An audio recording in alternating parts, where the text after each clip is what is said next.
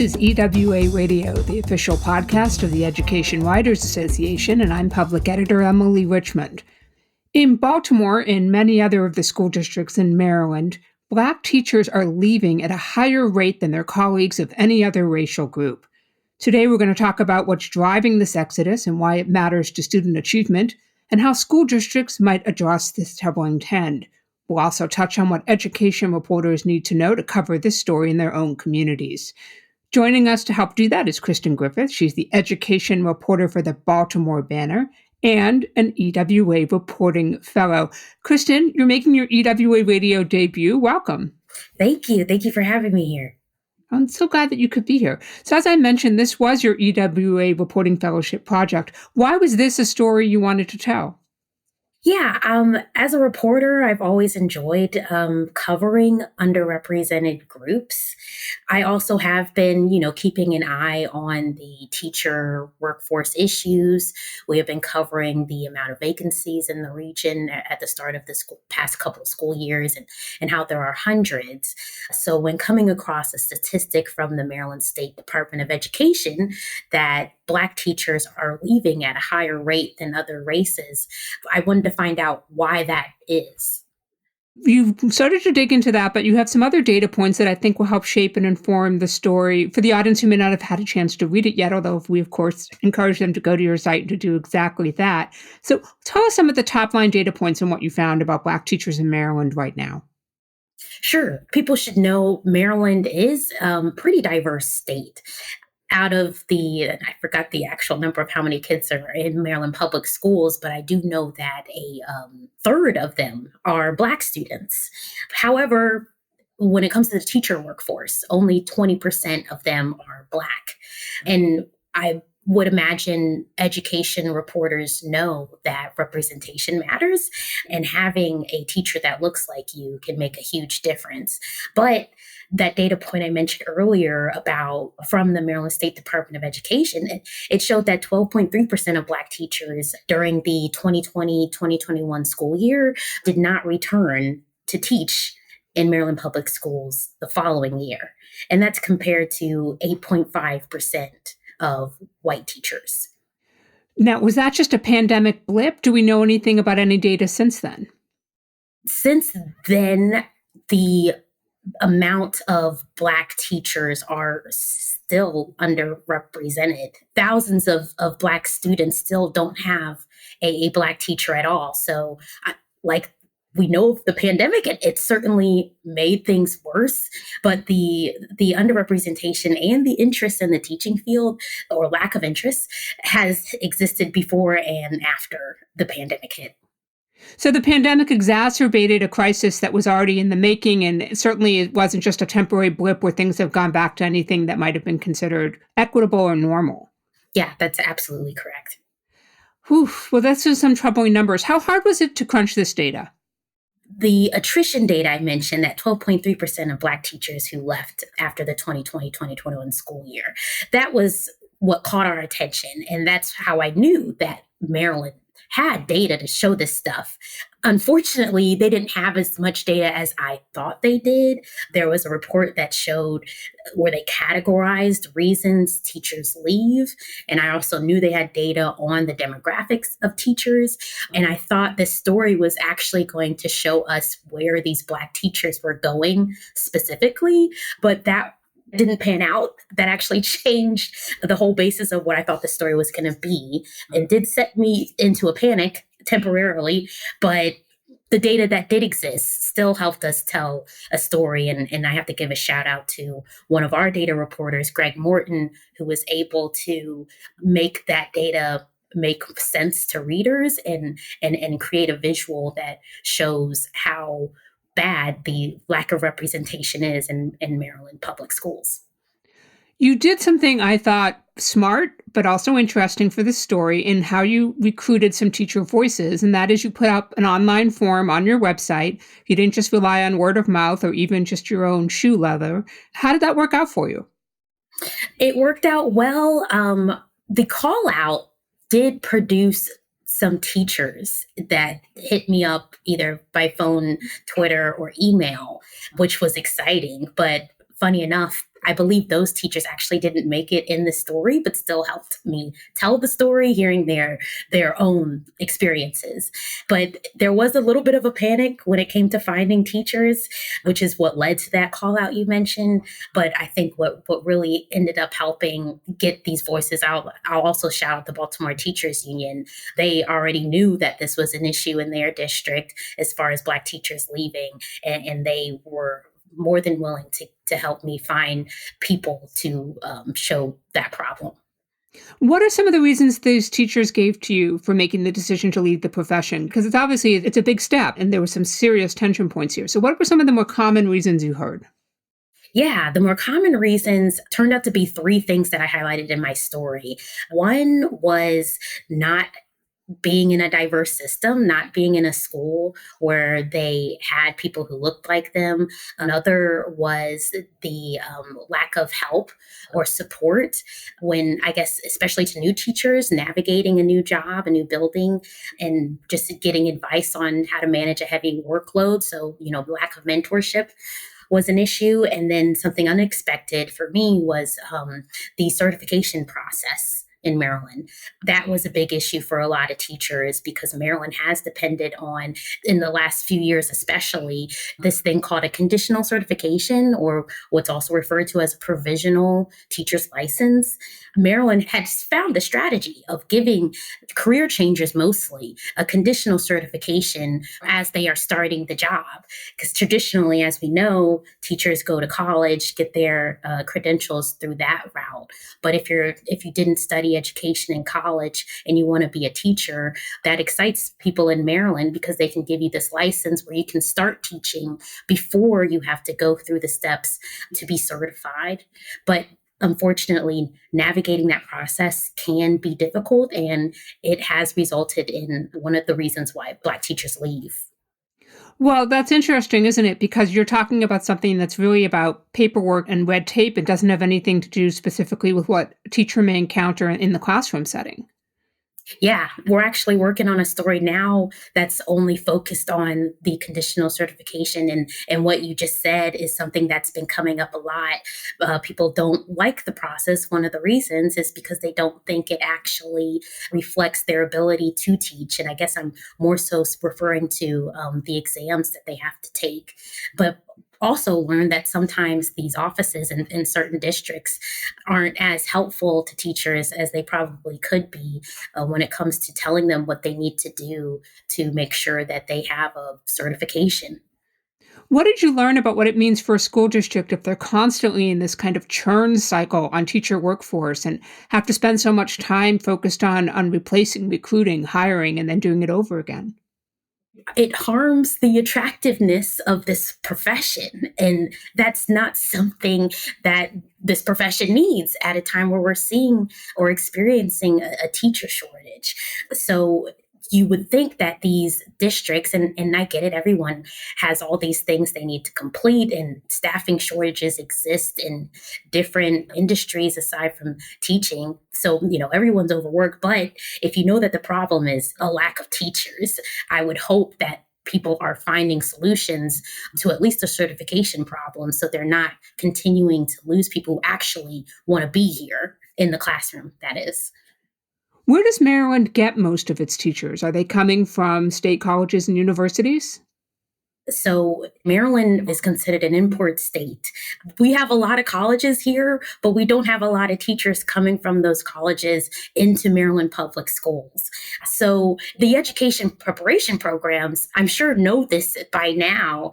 And I would think working on ways to recruit students to be interested in the profession. Actually, we are seeing that on the K through 12 level. There are CTE programs, for instance, like the Teacher Academy that Maryland has that gets students, high school students, starting to look into the profession, take classes that will put them on a pathway to be an educator. And I'll also say that Maryland has a Grow Your Own initiative. It was a grant program that gave money to districts who were willing to set up a similar type of program to the Teacher Academy, but basically recruits either young students or whoever, I guess, non-teachers to make make that transition or just get them interested in the field so they can become a teacher. But the education preparation programs, I would love to actually do a story on what exactly they're doing in Maryland to get those teachers interested because of what we know about Maryland being an import state. We're talking with Kristen Griffith of the Baltimore Banner about what's causing Black teachers to leave Maryland schools at a record rate and what might help stem that tide. Don't miss an episode of EWA Radio. You never have to. You can find us on your favorite podcast app. And take a moment and give us a review if you would on Apple Podcasts. That's going to help us improve and grow. Kristen, we've talked a little bit about some of what you found in your reporting, and I also want to focus on how you did it and some lessons that might be in here for other education journalists. But I also want to talk about one of the solution angles that you looked at, and that was a white principal who decided to step in and take some action of her own, and that's at Pocomoke High School. Tell us about Jennifer Rain. So Jennifer Rain, like you said, a white principal, she wanted to diversify her teaching staff when she got there. It was about 95% white among the 40 or so teachers who were there, but she was able to transform that a little bit. And now a quarter of that staff are teachers of color. And she made it clear that that's something she wants for her school. She wants for her students. She wants the staff to reflect the students as much as possible. And she wants to make sure that staff has the supports in place so that they won't leave. And it's interesting because, of course, her commitment to diversifying her teacher staff could pay off in benefits to diversifying, hopefully, eventually, the administrative ranks in which she's a member. Yeah, I think her district saw that she was making an effort to not only diversify the staff, but also even get her students interested in the profession through a program she started there. And I think having people on that route can certainly not only, like you said, diversify teachers, but diversify the administration as well. What were some of the roadblocks that you hit in reporting this story? I mean, you mentioned one of them, which is where data points sort of surprised you. Were there others? That was the main one, that just not having the data that I thought was going to be the basis of this entire story. I saw that as a huge obstacle. There was a bit of a time crunch too, because I work at a place where at the moment we only have 2 education reporters with plans to grow, but juggling the day-to-day stuff at the same time as a long-term project. There was a bit of a challenge there, but thankfully I had an editor who was more than willing to keep me up to date or make sure I stay on the story, giving me time to focus on it when needed and just helping me stay on task. What's access like right now for your schools? How difficult is it for you to get in and observe in a classroom, for example? Oh, that is a great question. Overall, I think it's difficult. Some districts are better than others. I guess I won't point fingers at the moment, but not unless you want those doors permanently closed, Kristen. You're absolutely right. So, but yes, some districts are harder than others, unfortunately. Very diplomatic. Well done, madam. Yes. Well done. I'll leave it at that. Yeah. What's your workaround? Where do you find teachers? Where do you find students? How do you get the voices into your stories? Oh, so for this story especially, I shouted out Baltimore City Teachers Union earlier because they were the people who gave me the most amount of educators for this story. And I think it becomes a little easier when you approach people who've been talking about the issue you're trying to write about for a while. So other educators were a big help too. And I guess I should also shout out the Maryland State Education Association, the state's teachers union was a huge help as well. So if I'm giving advice to anyone on how to find people for this topic, that go to your teachers unions, because throughout my time reporting on this region, they've been a huge help. Were there other organizations that helped you sort of frame some of these arguments or to think about this sort of bigger question about how to frame this idea about the teacher departures as an exodus? I mean, there's been some pushback nationally to the idea that the teacher professor is hemorrhaging teachers. There's a lot of back and forth on some of that data. Organizations, the first one that comes to mind is the Learning Policy Institute. I was able to speak to Linda Darling Hammond, who is at the head of the organization, I believe, and they've done a lot of work I believe, on this topic. Even before I started the story, they had a lot of research around teacher vacancies and teacher shortage and stuff like that. That was a huge help. And doing an interview with Miss Darling Hammond kind of helped put in perspective for me, how prevalent this is around the country. That's one group that stands out a lot. And I'll also point out the Century Foundation. They were also helpful because they had a report written by Jayla Hart, who pointed me to Worcester, where Principal Rain is from. That's actually what caught my attention on that. And one thing that stood out in the Century Foundation piece is the fact that you have to be intentional when it comes to diversifying your workforce. Like I mentioned, Maryland had this huge grant program where they were going to give money to districts who were going to take the time to do programs like Grow Your Own, but only a handful out of the 24, maybe like 4 or 5-ish, actually had put in their grant requests how they were going to recruit and that their goal was specific to teacher diversity. So because she pointed that out, I thought that was a great point. And that also helped me get that solution type of angle that I was looking for. What are some story ideas you'd like to see other education reporters tackle, either around teacher workforce, or maybe you saw something somebody did and you thought to yourself, wow, that was really smart. I wish more people would take this approach? I'll say I saw a piece last year. I think it was the Associated Press who talked about teachers of color leaving at a high rate. And I also shout out EWA. At last year's conference, there was a session about teachers of color that helped me come up with the story idea too. So I'll plug those two things. But as far as other stories people should do, I would love to see more stories about certifications. I'm interested to see if it's a different process in other states, and if they're like Maryland, kind of using a provisional license as a recruiting method to deal with the teacher shortage. But I would encourage everyone who has the time. I understand the workloads education journalists face, but I would encourage them to see when they're talking about, vacancies, how the teachers of color vacancies compare to white teacher vacancies, or the attrition, I should say. Well, I mean, it's not sexy, it's not exciting, but certification and licensing, that's the door that everybody's got to walk through, right? Before we even talk about getting any of these teachers into the classroom. I think it's an essential story, Kristen. I think that's a great suggestion. Yeah, thank you. So, this is your EWA radio debut. I'd love to tell our listeners just a little bit more about you. Where'd you grow up and what got you into journalism? I'm originally from Waldorf, Maryland. That's Southern Maryland. At my high school, they had a newspaper class. That's what got me interested in journalism in the first place. Was part of the school newspaper. In college, really enjoyed that. And but my college, Wesley College, which was acquired by Delaware State University in 2021, and I'll save that story for another day. But it was a small school, and it only had 2 journalism classes. So although I learned a lot from the school newspaper, I did go to grad school at American University and study journalism there as well. And I got a lot of experience through internships and classes from there, and got my first full-time journalism job at Southern Maryland News in St. Mary's County, which is also in Southern Maryland where I grew up, the St. Mary's Enterprise, which is now Southern Maryland News. And I was an education reporter and sort of been an education reporter ever since.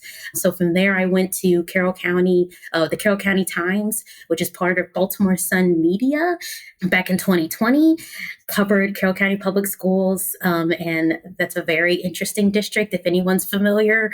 And then I did a quick short stint at the Chronicle of Philanthropy, writing about nonprofits and foundations and whatnot. But, I very much missed education journalism, education reporting, and quickly went to the Banner when that opportunity arrived. Well, as long timers on the beat will tell you, once we get your hooks into you, we're not letting go. So you're once an education reporter, always an education reporter. Even if you try to change beats on us, we're going to pull you back at least for a couple of stories. So we're very, very glad to have you here, Kristen. We'll see you in Las Vegas for National Seminar. Yeah, I'll be there. I'm very much looking forward to it. Never been to Vegas. It's going to be fascinating. And we would love to have all of you out there with us too. If you are a journalist, especially, please know the travel scholarships are potentially available, but they're going very quickly. Go online to ewa.org and you'll find everything you need to know to join us in Las Vegas for our 77th National Seminar. And that will be May 29th through June 1st. Kristen Griffith, thank you very much for making time for EWA Radio. No, thank you for having me. And that wraps up another episode for us. If there's a story or reporter you want to learn more about, drop us a line at radio@ewa.org. The mission of the Education Writers Association is to strengthen the community of education journalists and improve the quality of education coverage. For more than 77 years, EWA has helped reporters get the story right. Have a great week, take good care of yourselves, and thank you for listening.